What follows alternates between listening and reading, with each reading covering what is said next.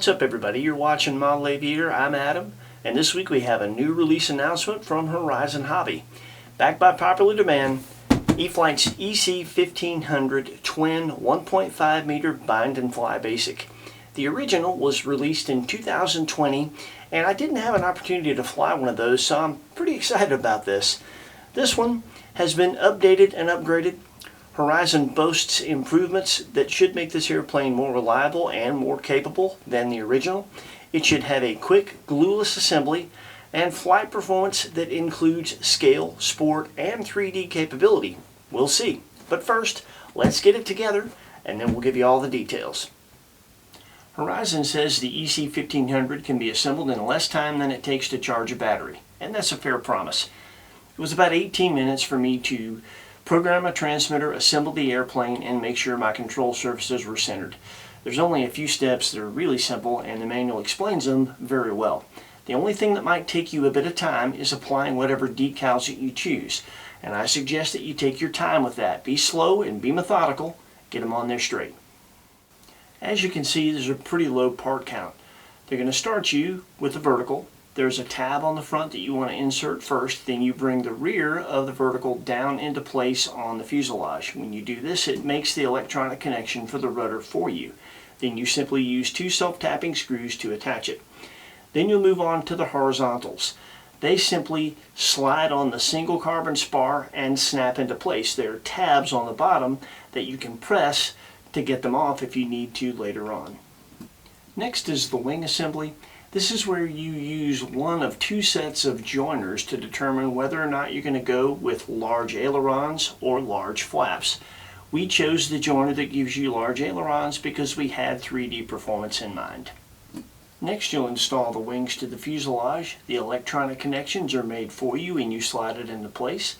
There's a single carbon spar. Slide them into place. There are two plastic wing bolts per wing, a long and a short. The long one goes on the front. Next is your propeller installation. You'll start with your prop adapters. They are the same for both sides. They're aluminum, so you want to use Loctite, but make sure you don't over tighten those bolts. You may have to use a pair of needle nose pliers to hold the motor still to keep it from rotating when you're trying to snug those bolts down. Then you'll install your spinner back plates. They are the same for both sides. The props are different. The manual explains this well, but essentially they rotate towards the fuselage. Which spinner you use for which prop will be obvious because of the pitch of the prop, and a single bolt holds the spinner in place. And here it is. One big improvement over the original is the fully painted airframe. I like that. And while the EC-1500 is its own standalone sport twin design, it does resemble a C-27 Spartan quite a bit.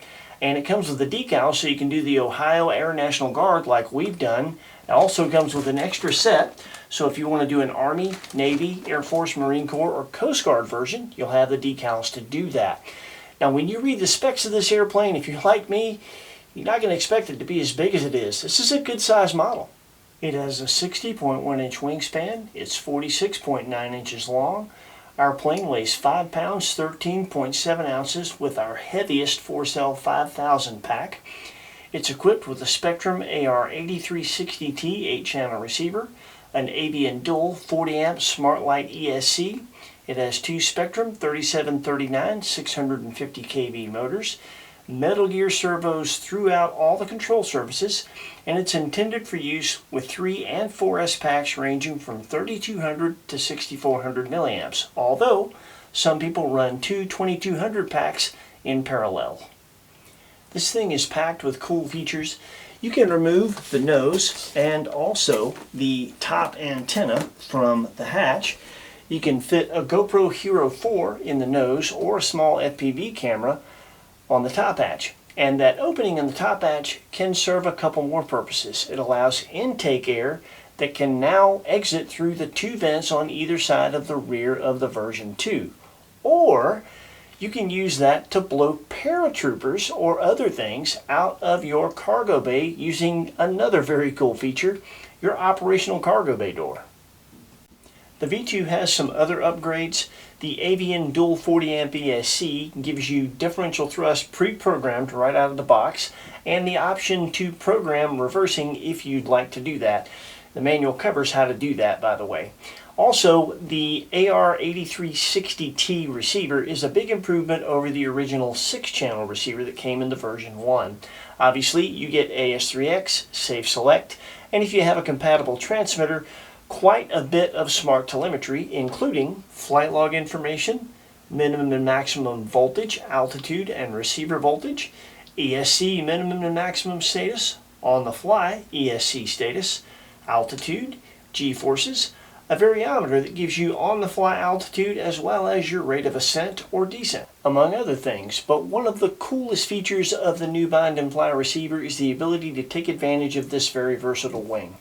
The flaps and ailerons have pocket hinges, and now's a good time to mention that the rudder and elevator have CA hinges, and all the control surfaces have ball links on both ends of the linkage. What that means is there's no foam hinges to wear out, you can get more throw, and you'll have more precise control. Another advantage to the pocket hinges is the ability for the flap to move up and down just like the ailerons. Each flap and each aileron has its own separate servo, so there's a multitude of wing configurations available to be mixed in, things like crow, flaperons, full span ailerons. With the version 1, you had to upgrade the receiver to have those options. With this one, the upgraded receiver is already there. Another big upgrade and improvement in this airplane over the version 1 is the prop adapters. The version 1 had the pinch style collet adapters, and those are fine for some types of flying, but the kind of stuff people do with these things, the 3D, the gyroscopic tumbles, programming reverse, you don't want a pinch style adapter when you're doing stuff like that because they can fly off the airplane. The bolt-on prop adapters are a really secure mount for these props no matter what you do with the airplane.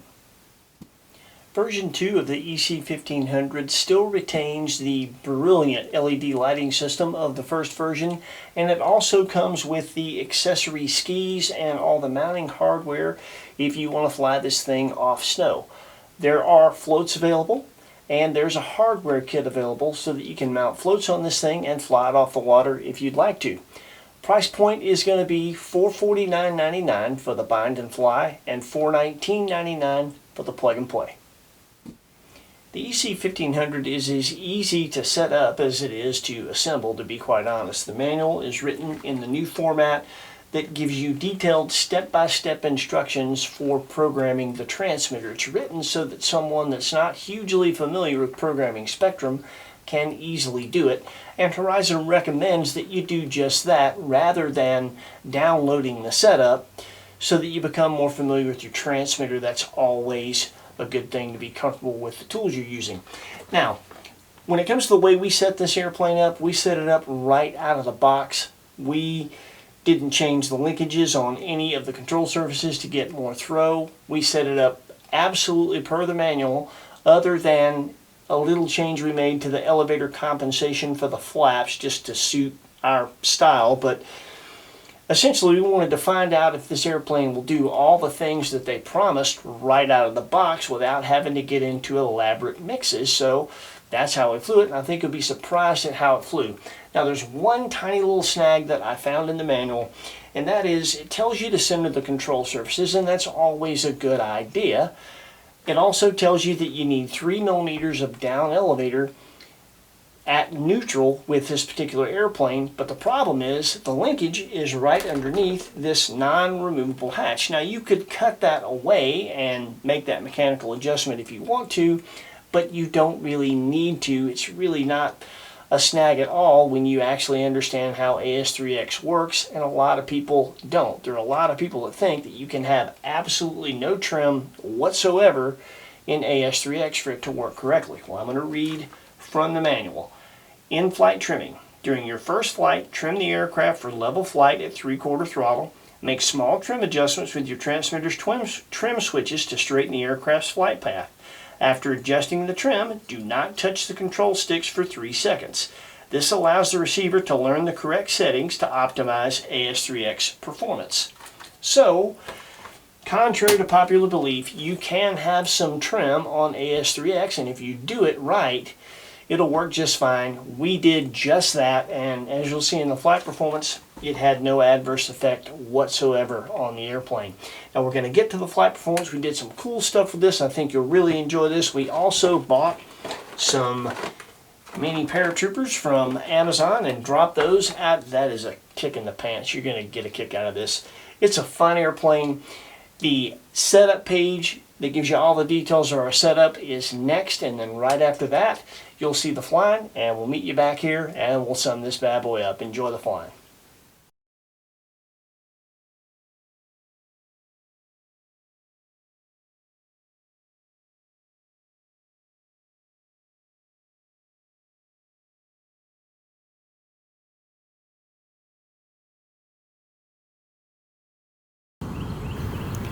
Here's our stall tests. This is clean, and it drops the right wing just a bit. Then we'll come back around and do it with full flaps, and you'll notice it just kind of mushes forward. And we'll come back around and do it again just to make sure, but it did the same thing then as well.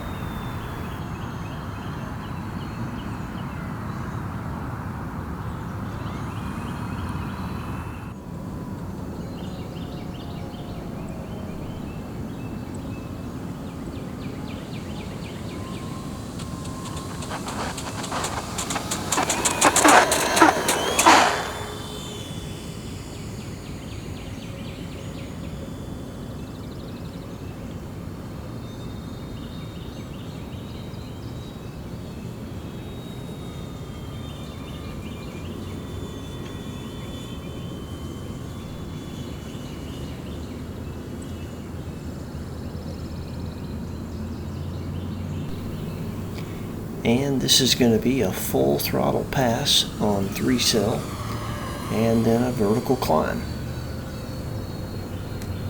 Not too bad for 3-cell.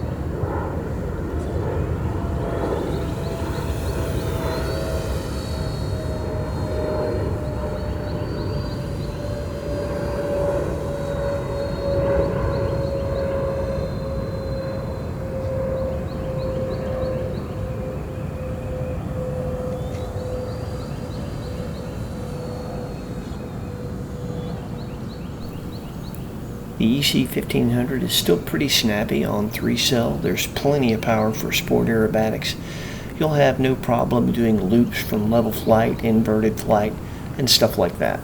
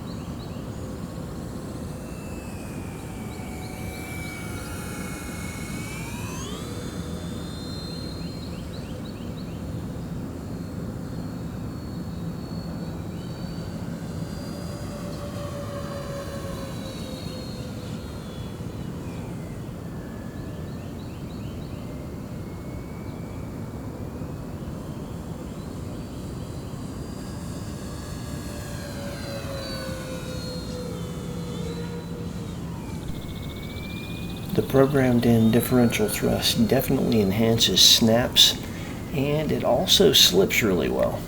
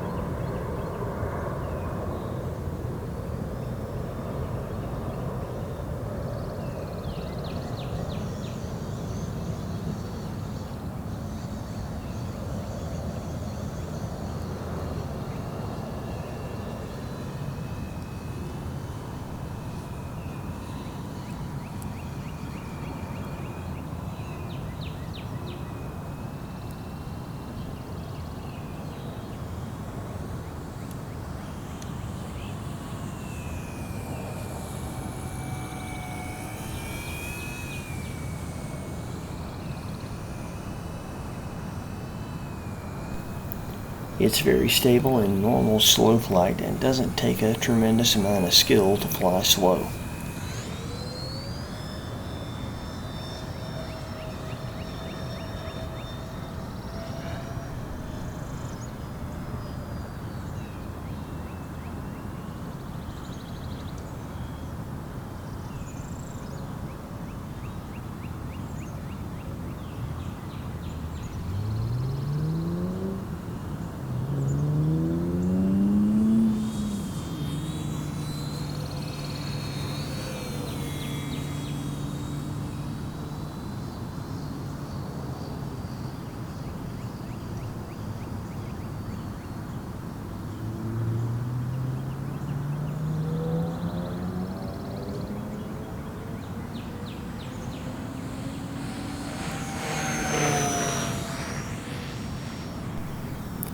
As you can see on 4-cell, it's got pretty good speed and pretty tremendous vertical.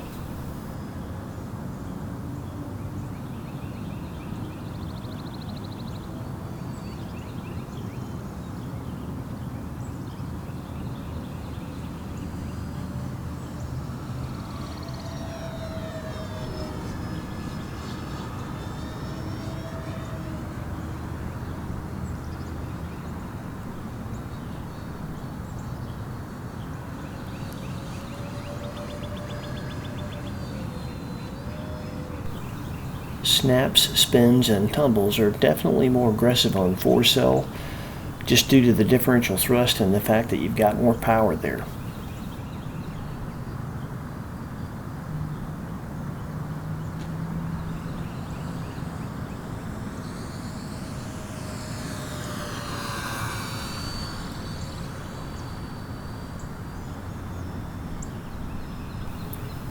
It's as stable inverted as it is right side up.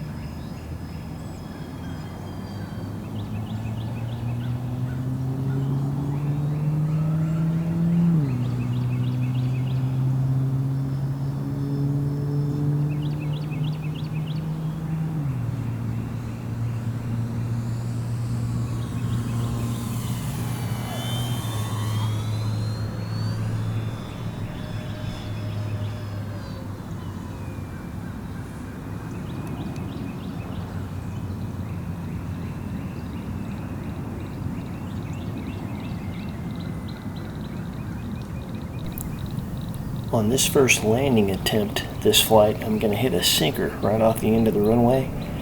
Made things kind of interesting. I had to go around.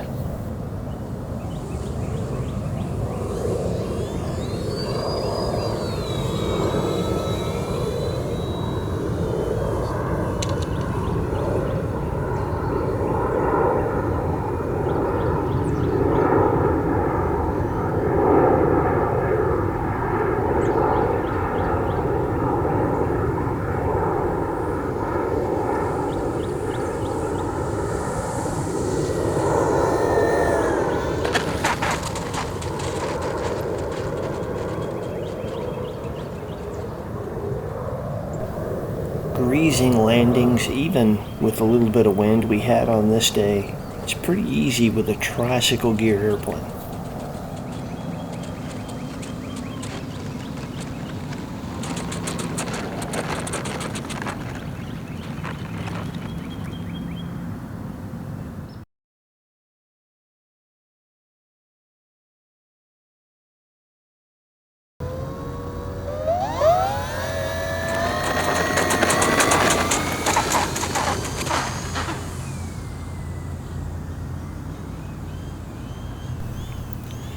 So at this point with the airplane, I had experimented with Harrier and hovering up high. What you're seeing is my very first attempt at doing that really low.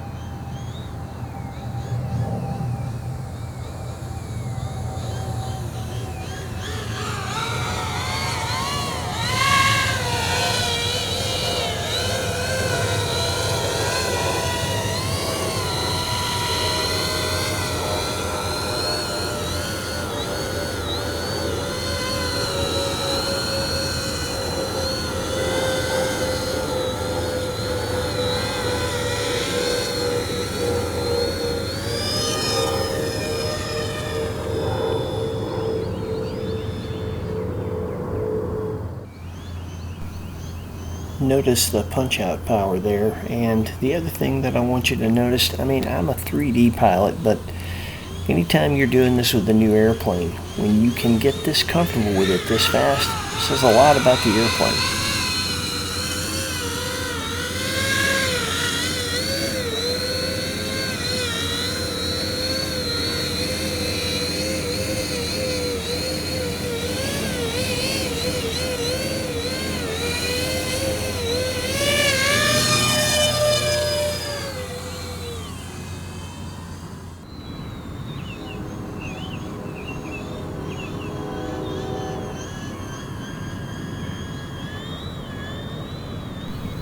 So here we're at a different venue. We're at a little soccer field. We like to film that from time to time. And you're seeing my first attempt at inverted Harrier with the plane.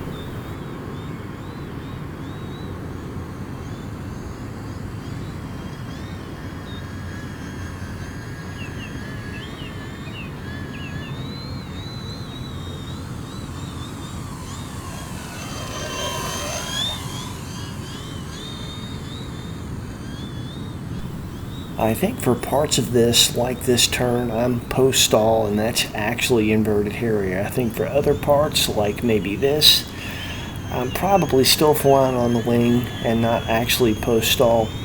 I think you need just a little bit more down elevator than you have stock to actually get it and keep it into full-on inverted Harrier.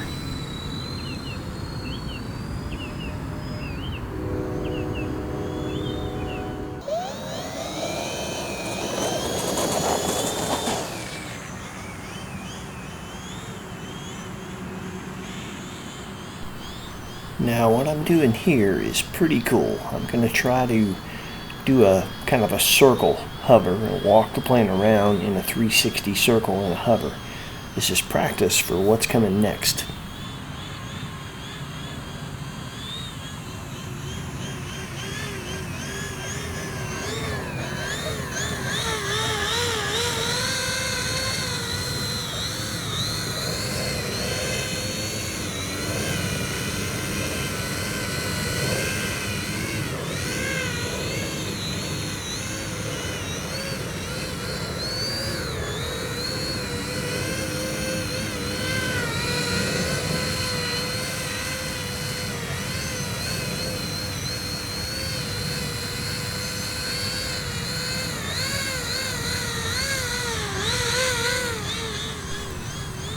It's so funny.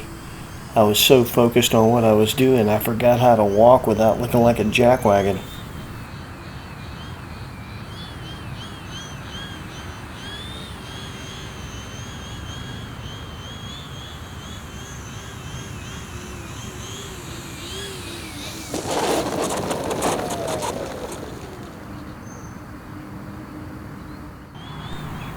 And this is what we came to this venue to do, and while we were hoping so much the weather would break long enough for us to get it in with no wind, I'm going to try to hover this thing through the building.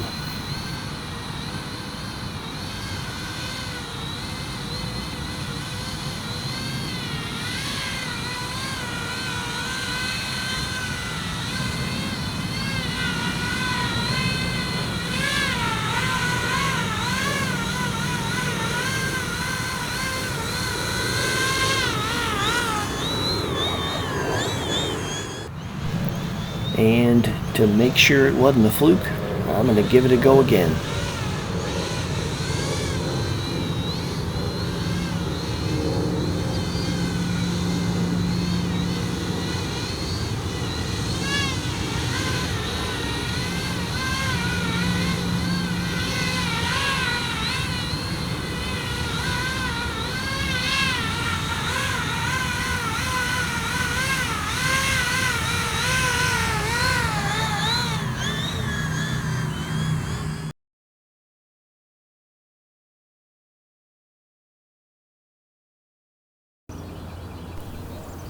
And now we're taking off with 2 Special Forces operators on board.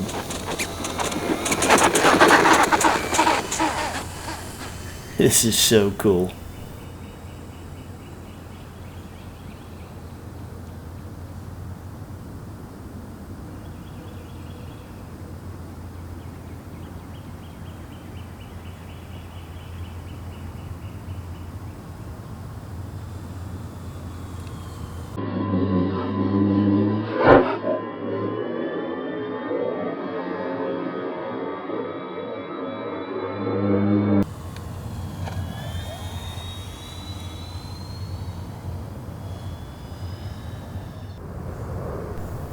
And here we're making a run. It's going to be a lower drop with 3 Special Forces guys.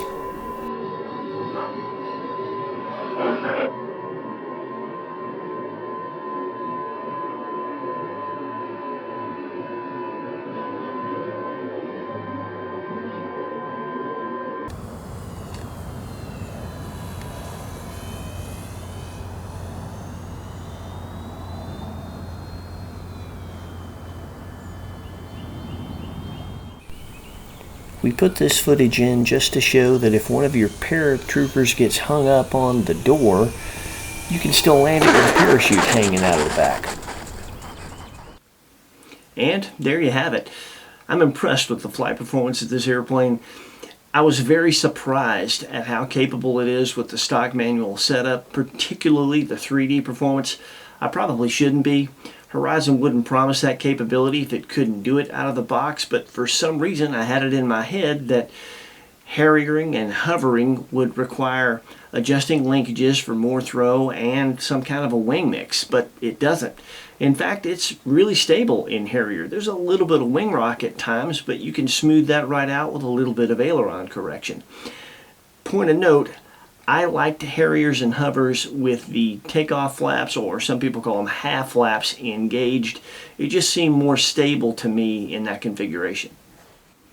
Now, all that said, obviously if you do some wing mixing and you increase your throw, that's going to improve the 3D performance. It's certainly going to be more aggressive that way, but it is nice to know that you don't have to. With the stock manual setup, it will do it, and I like that. Now, when it comes to sport and scale flying, you saw it. That's pretty much a no-brainer. The airplane can easily do those things. And that cargo bay door is a blast. There's an endless number of possibilities of things you can drop out of that, and it is fun to do. We flew the airplane on the 3 batteries that you see here. On 3-cell, as you saw, you've got plenty of power for sport and scale flying, but it's not going to be a 3D monster. You plug in 4-cell, and it's another story. You've got all the vertical you could ever want and punch out of a hover power. That's pretty impressive. Now, if you're going to fly it on the 5000, you are going to need this adapter because the connector on the battery and the plane differ a bit. You can order that if you need one. When you fly it on the 5000, you get a long flight time. It's great for sport and scale flying. It'll still tumble, but it is a little bit lethargic on the 3D end. It will do it, but it makes it harder. I recommend the lighter 3200 if you're going to 3D it. The sweet spot for this airplane, I'm told, is the 4000. I don't have any of those. I do have some 3700s from another company, so I flew it with those. And it's very good. Does everything you want it to do there, but I still prefer the 3200. I like how light and floaty the airplane feels with that. For some, that's probably going to feel tail heavy, but for me, I preferred it with that battery, and I still get a 5-minute flight time. When it comes to setting up reverse thrust on this, we didn't because we simply don't need it, and I like the fact that you don't have a brake on the motors when you don't incorporate that, and they'll free spin, which helps with the way the airplane looks in the air with the differential thrust. I can slip it, and I don't have a motor stopping on one side, and I pretty much like that. And when it comes to the differential thrust, this airplane really flies well. It also has a rudder. The differential thrust didn't bother me. It didn't adversely affect any of the things that I wanted to do. And it did enhance the things it's supposed to enhance, like snaps and tumbles and things like that. Horizon says this airplane is a skill level 2 airplane, and I agree. If you are an accomplished trainer pilot, you will be able to fly this airplane right out of the box. You might need to incorporate a lower rate and maybe turn the throws down a bit, but if you do that, you should be able to handle it. And I think the price point at $449.99 is fair for what you get and the capability and the options that this airplane has. Horizon's been really killing it with the twins lately. Everything they've come out with, from the D18 to this one, I really like. And this one has quickly become my favorite to fly, at least for now, because it's just so capable and you can do so many things with it. So if you decide that you'd like to add one to your hangar, we are a Horizon Hobby affiliate. We've got a link in the description. If you go through that, it helps our channel. We appreciate that. Thank you. Hope this was informative. Hope you enjoyed it. It's a great airplane, and I think you'd like it. Take care. We'll see you next week with something cool with wings.